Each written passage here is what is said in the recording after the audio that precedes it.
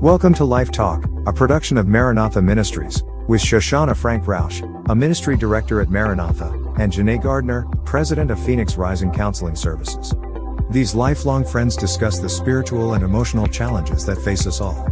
Using biblical characters and personalities, they help us see that we are not alone in any of our emotions, positive or negative, and show us how we can be more than conquerors. If you'd like to speak with either Shoshannah or Jené, you can reach them by email at lifetalk@mmchurch.com. And now be blessed by today's presentation of Life Talk.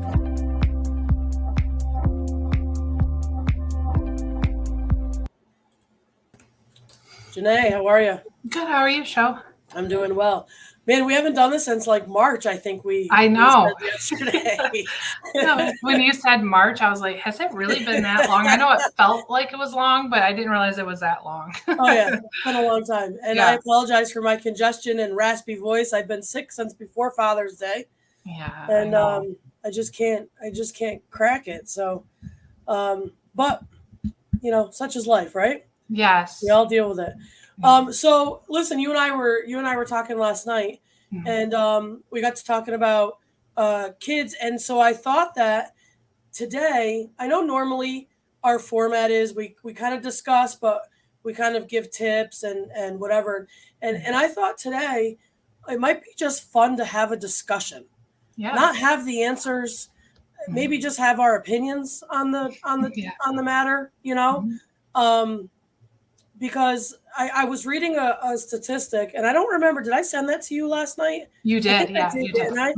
I was reading a statistic about young people and church or religion or believing in God. And as of 2022, it said children between the ages of 13 and 19, 51% say they're Christian or they believe in God, but only 8% of that actually live as though they're Christian and believe in God. And that was and that is not just secular kids. Right. Those are kids that are Christian, growing up in church. And I thought, what is going on? Because the youth, the kids, they're the future of the church. Right. Right? Right. And I feel like they're just kind of wayward, leaving in droves, and so I wanted to just kind of discuss that because we're both raising kids. Yes. Yours are a little bit older than mine, so you're a little bit more into it, a little deeper into it. I mean, you have a daughter that's going to be going off to college in a year or two, right? Yes. So, you're a little bit farther along. I have a 3-year-old, so, just by discussing it and stuff, I think it'll not only help us, but help maybe those that are coming up and are currently in the teenage, having the teenagers. And I just wanted to, discuss it and see what your opinion was. Yeah, I do think that this is such a needed topic of just discussion, and I hope some people maybe would even just respond in discussion, even on YouTube or even on the chime page. And just so we put this out there, this is not live. We are recording this, so when it goes live on a Wednesday night, if you do join in the discussion, it will not be a live discussion. I just want to put that out there. I don't want people to think that, why aren't they responding if they want to have a discussion? It's because this is a recorded, due to our schedules, we do pre-record these.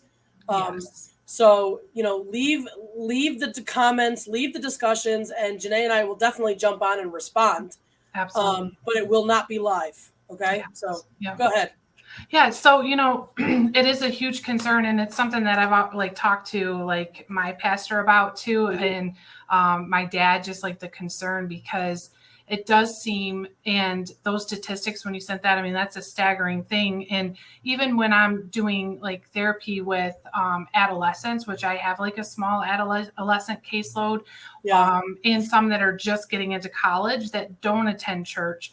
And what I do find is that people, non-apostolic kids, they are struggling with this identity of, is there even a God, right? And they're not being raised in homes where they're attending church, like their parents don't, maybe they do once or twice a year. And so it's almost like they're kind of adapting that philosophy. And so it really does speak to our role as parents, that if we want to ensure that our kids are grounded in truth and are grounded in what they believe, that we need to make sure that we're showing up to church too, that we're like praying in our home. They see us reading the Bible. They see us like teaching them, because Deuteronomy 6 tells us that that's what our role as a parent. We need to talk about the things of God when we're at home. Absolutely. We need to teach them these things, that it can't just be when they're going to Sunday school, and it can't be just when they're showing up to church on Sunday or Wednesday. And I know I kind of told you a little bit about this, but at family convention, like Brother Soto kind of mentioned this, that it is our job as parents to make sure that every time that the doors are open, that we're showing up to church. It shouldn't be a negotiating conversation with our kids. Are we going to church today? No, like that's not even an option. Of course, that we're showing up. There's a scripture that says, train up a child in the way they should go and they won't depart from it. Right. Yes. And I know we normally use that in the Christian aspect of it, where if you train up your child in church and to love God, and even if they stray, even if they take a step back and say, okay, you know what? Because at some point, every young person is going to have to make a decision for themselves to follow God, right? Because they love him. Right. And so that Bible scripture is always used for the parent who's struggling because their kid walked away. Yeah. Or, train up a child in the way they should go and they won't depart from it. And I'm going to kind of go from a different angle than what most parents go, and what most people do that are in church. And I truly believe that if you train up a child where you go to church and, like you said, you can kind of pick and choose when you're going to go. Mm-hmm. You put sports ahead of a Wednesday night service. We're going to skip church today because we're going to go to your volleyball game or your basketball game. I think when you start showing them that you live one way in church and another way outside of church, I also believe that if you're training up your child to live like that, they will continue living like that as an adult. Yes. Right? So true. It's not just training them up. If you are training them to pick and choose when to go, and we act like this in church and you can act like this outside of church, they're not going to depart. That's what's been instilled in them. Right? Yes. One of the big things that my mom always said growing up was a child is always going to push the boundaries. Mm-hmm. Right? Yeah. So if you don't have boundaries, or you have very loose boundaries, your child is always going to go beyond that. Mm-hmm. And I think tell me if you agree or not, but I think you had mentioned, what did you say about that your dad had talked about regarding even in the Bible? Oh yeah. So it's really interesting because he talked about this at family convention. He was asked to do like the day devotional, and he brought up the fact that back in Joshua's day, that is like, it kind of said, hey, that next generation like feared and respected the same God of Joshua. But then that third generation rose up and they started to believe and be acclimated to that pagan culture, and they didn't believe the same as Joshua did. And so he's saying like that third generation. So, and there's actually even a book, I think, and he's apostolic, his name's Daniel Butler, and he talks about fourth generation Pentecost, of how like every generation that it seems to be weakening, where they're not having those same belief systems, and like where they're taking like holiness and looking at it differently, or church attendance. And so that and he's kind of using that same example, that there's the risk that could potentially happen. And so, and I know that it's preached a lot that like, hey, this next generation could be the generation like when the Lord is going to come back, because we are living in like the end time. And so just being able to make sure that we're doing our job as a parent, that like these landmarks and these boundaries and these beliefs, these standards, the doctrine isn't being watered down, so that this next generation is like just as strong as like this generation. I think like a lot of it gets watered down. It's because when you hit that second, third generation, right? Mm-hmm.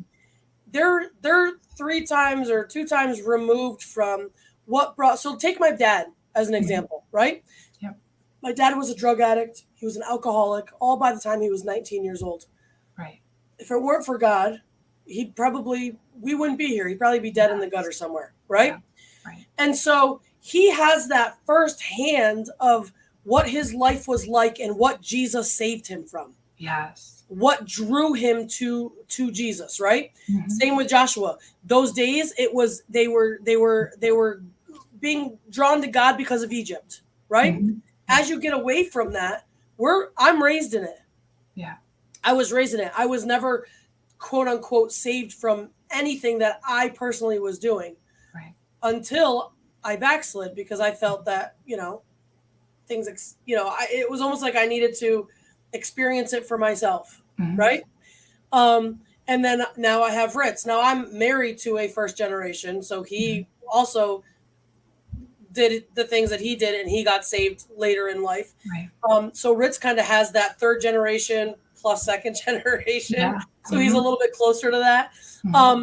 But because I backslid, I have very strong boundaries on Ritz, which so does Michael, because Michael's a first generation, knows what it's like. Right. I look at some of these other parents who were raised in church, made the decision, never left. And what they do is, I think they look back to, because every parent is always trying to change and make their children's experience better than theirs was, right? Yes. You're always trying to be better.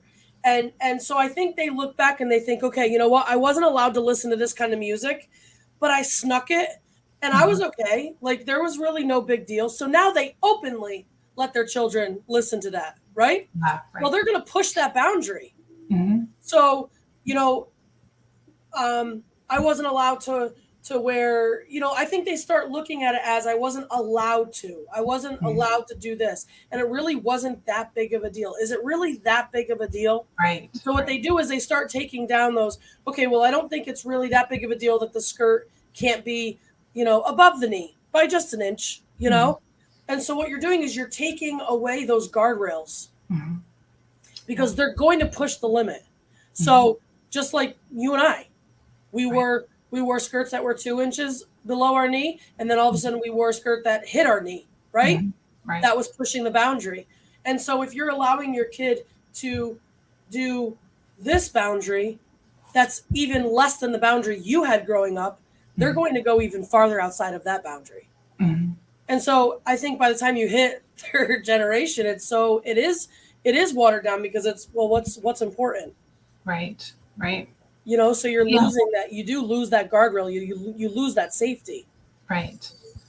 Yeah. And it really does just speak to the importance of making sure. I mean, like you said, my oldest daughter is going into her junior year in high school. And so I know that like there's a time limit where I have the capability of making sure that before she leaves that she's got everything that she needs, and there are times where I'm really super concerned, because we do see, and even just like, Ashley too, like, I know that she has like a real burden for that age group of like those like that young, and she would be probably an excellent person to like have come on and like talk about this too, is just because there is such a pull in that way, because now this is their first time at independence, their autonomy's there. Now they're like away from the protection and those guardrails, those boundaries, that parents have placed. So now they're having to like put them in their life on their own, and they're not in an environment that's even conducive. Like the world's like philosophy on staying committed to things and having boundaries is completely different than like what the absolutely in the church, And the devil knows that now they're kind of around, like away from that hedge of protection that's there in that home.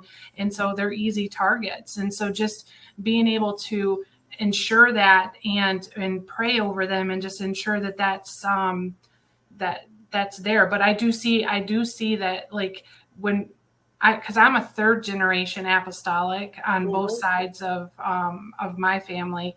And so just even, and I can see how that is, because there are some things I'm just like, oh, it's okay. Like there are times when I've been a little bit more lenient with things than what I was raised, because I mean, I had to have like sleeves like way down and like, just all this stuff. But so I do think that your dad's that Southern strict. Oh yeah. Hey, my dad was raised with in a church where a pastor wouldn't even let him wear like a colored shirt when that's like Bible Belt. Yeah. So I mean, that's like old school. But I do think that it is about just making sure that those parameters are there and that they're taught, and that we're talking openly about them, that we're encouraging them, like, hey, like, did you read your Bible today? Making sure, and I've been guilty of that, of just not really making sure that they are developing those spiritual. They're bombarded, 8 hours a day? Yeah. At school? Yep. Like Michael was telling me that when he was growing up, he just believed in evolution. He said, even though it didn't necessarily make total sense, he said, I just believed in evolution because they taught it as fact at school. Did I lose you? I think you froze. We did lose you. All right. Well, I'll just finish up the episode since we lost Jené here. But listen, if anyone has any ideas or opinions on the matter, drop it down in the note section or in the comment section, and we'll definitely respond. Again, this is not live. This is pre-recorded. So please, if you have any comments or scriptures or anything, just pop it down in the. Are you back? I'm back now. Yes. Okay. All right. Yeah. I was just gonna say. I was just telling everyone to because I thought I lost you, to put their comments. I was going to end the episode. Just put their comments. Oh, okay. Yeah. All of a sudden it went black and it was just like buffering. So I was waiting. Oh yeah. You're still kind of frozen, but we can at least hear you. Okay. So anyway, I don't remember what I was saying at this point. But that's what I was going to say. I did lose you. You there? Okay. Yes, I'm here. They're getting bombarded 8 hours a day, and they need to have that offset at home. And what happens is the kids come home and the parents don't talk about, God and things and so they're getting bombarded 8 hours a day and then 2 hours on Sunday for Sunday school. Yes. So it's so it's got to be more than just. Got to step up. Us parents have got to step up. Yes. For the sake of our kids. Yep. Your kids are not going to want to do everything. They're not going to want to go to church on a Monday night for prayer. They're not going to want to, go Saturday night to a Singspiration. It doesn't matter. Yeah. You make them go. They can fight all they want, but they've got to go. Us as parents have got to step up. We've got to step up. And really for ourselves, of like being mindful, like that they're watching us, Absolutely. So when those doors are open and when those, events are happening, that we're also approaching it with a good attitude, a good spirit, and we're, showing up that and participating, because they're watching that. And this is that opportunity, because if we start to get lax in our belief and in our boundaries, they're going to witness that and see it and be like, well, this is what my parents did, so I guess it's okay if I just don't go to church on a Wednesday. And another thing that I just want to throw out there, and I know we've been going a long time, but another thing I want to throw out there is never blame the church. No. Don't say we have to go because the church wants us there. You can't do this because the church doesn't let it. Because what happens is that's when kids grow up and become not necessarily church hurt, but they have a lot of negative feeling towards the church. Yes. And I know growing up, my dad always said, listen, this is your mom and I are saying we're doing this. Yes. This has nothing to do with church. This has to do with what your mom and I are having to do. Right. And it does. I mean, kids are impressionable. And so if you're negative and you speak negatively, or you're upset about something at the church and you are speaking negatively at home about it, that is going to affect your children. Yes. Yeah. It You will. know, so Yeah. Being parent it's the highest calling, being a parent, yeah. you know, it really truly No, is. it's no And joke. It's not for the faint of heart. no, it's not, you know, but I do believe strongly that if you will enforce those things and you will talk about it, that God will bless your home and will Absolutely. bless your family. Yeah. And then that verse is applicable that, hey, as long as you do the right thing, because it doesn't say, hey, like let the church train your child. Is telling you as a parent, it's your responsibility. So if you do your part in training, then God's saying, hey, it's never going to leave them. It's going to be with them always, you know, Absolutely. and that they're not going to depart from those things. Well, this was a good discussion. It was very good. And I'm interested to see if anyone has any comments. Or, yeah, please. Yeah. You know, so. Absolutely. All right. So we'll call this a day, and we're going to try to get out here more often. I know, right? It's been hectic. I get it. But schedules have been absolutely crazy right now with your doctorate scheduling, and just things have been a little crazy. But we'll get more evened out as kids get back to school, and Rich starts school in September, and so we'll have maybe a little bit more free time to be able to jump on here and help out with some of our episodes. Yeah, absolutely. All right. So God bless everyone. Yes. And